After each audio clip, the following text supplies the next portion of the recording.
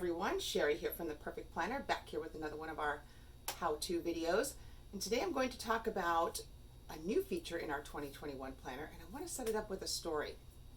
You know, back in the day, Charles Schwab, the steel magnate of Bethlehem Steel back in the day, decided he would go visit his worst performing steel mill. And he waited around for the end of the first shift, and he asked them how many heats they had produced that day, and they said 6. And so he took a big piece of chalk and he wrote a big giant 6 on the floor, on the factory floor. And then he waited around for the next shift to come in. And they said, "Hey, what's that there?" And he says, "Well, that's how many heats the first shift got done." The next morning, when he came in, that 6 had been erased and a big 7 was on the floor because the second shift had produced 7 heats.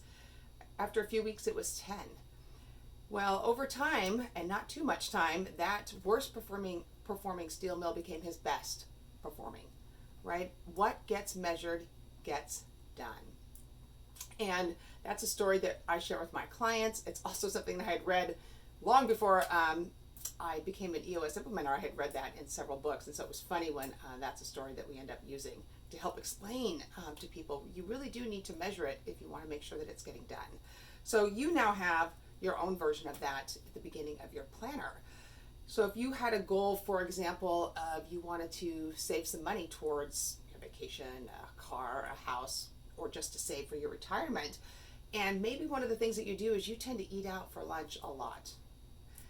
So your activity that you could do that might help get you to where you want to go is, boy, I'm going to pack, 4 sack lunches a week and only eat out once. That becomes something you can measure. Rather than measuring the actual dollars that you're saving, sometimes activities you have a lot more control over, and you ultimately then are accountable for making sure that that gets done. For people looking to get in better shape or to lose weight, rather than set a metric of I want to lose 2 pounds a week, which isn't always as much in your control, what is it that you can do that might encourage that? Could you up the number of vegetables that you're eating every week? Could you measure the number of miles that you walk or run each week? Think about an activity that you ultimately control that's going to drive the goal that you want.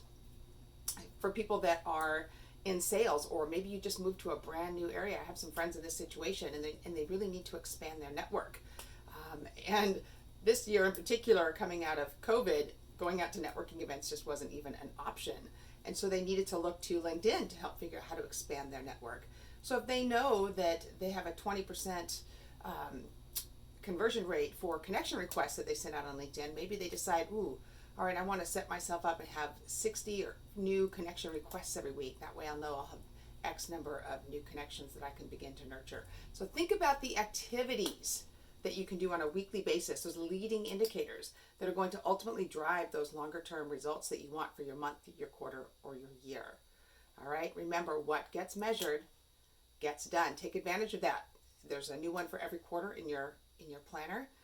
So I really encourage you, when you set up your rocks for that quarter, that you go back and figure out what are some things I can do to make this happen for me. Check us out over at myperfectplanner.com if you haven't got your planner yet already. Use the code PPVIP, and that will save you 10% on your next purchase. Bye-bye. Thank you.